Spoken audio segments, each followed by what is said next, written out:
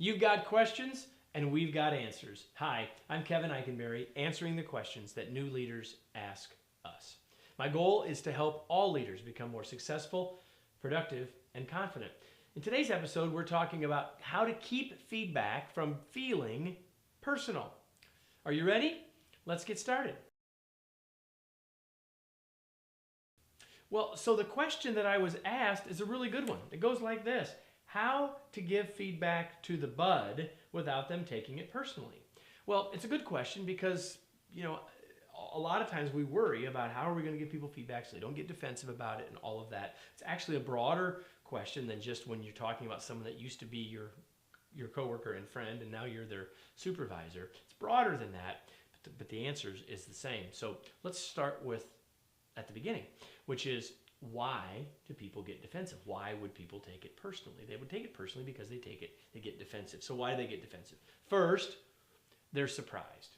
When we're surprised, it's more likely that we will get defensive, especially if we're surprised in a negative way. In fact, chances are you've seen people get defensive and then they realize, oh, that was a positive thing, not a negative one.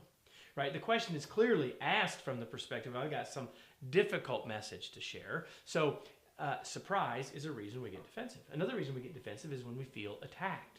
In fact, this is probably the number one reason. If you think about it, at the heart of it, I'm getting defensive because it's fight or flight. I'm making sure that I'm going to be okay. I'm protecting myself. And whether I feel attacked by a sword, a knife, a mean person, or hard words, I'm going to be defensive if I feel like I've been attacked. And third, people get defensive when they don't agree.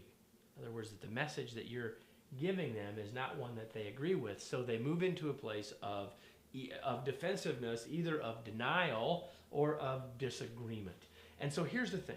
If people are in a defensive mode, mentally or physically, good outcomes aren't coming after that. So it's because people take it personally and get defensive that we're worried about delivering the message to start with. That's why the question was asked. So we've got, before we can make sure that people are less likely to take it personally, we've got to understand why they would, and we've just talked about that. So now, knowing why or when people are more likely to get defensive, let's flip it around and say, what can we do to improve the chances that feedback delivered won't be taken personally, right? The first thing is ask them first. So if I've got feedback for Marissa, who happens to be on the other side of this camera, I could just say, hey, let me give you some feedback, Marissa. Or I could start by asking her how she thinks it's going. Or in that situation, how did that work from your perspective? Here's the thing. Some of what I might be planning to share with her, she might already recognize. But if I bust it out first, she still might get defensive. She might be surprised that I knew it. She still might, or noticed it. She may still not like it and still may feel attacked. But if I ask her first and she opens up and shares even some of that, the defensiveness melts away. People can't argue with their own data. And even if she doesn't necessarily notice the things that I'm going to share, I've changed the dynamic by engaging her in a conversation and starting by asking her first. Second thing to do is to separate the person and the performance. So fundamentally, this may be the most important one of all. Separate the person from the performance. There's a difference between someone doing something stupid and being stupid. Like, we all do stupid stuff. We all make mistakes. We all do things that could be corrected. But that's different than me saying, Marissa, you're stupid, which she's not. Right? If I say, Marissa, how stupid was that? Most likely I get defensiveness. Most likely I get her taking it personally. But if instead I talk about the performance, here's what I saw, and separate that from the person, I've got a better chance. There's a difference between the behavior and the behavior. There's a difference between the performance and the performer. If we can keep those things separated clearly, first of all in our mind, and secondly in the way that we communicate it, we improve the chances that the defensiveness drops and how much people take personally is reduced. And the third thing is to talk more often.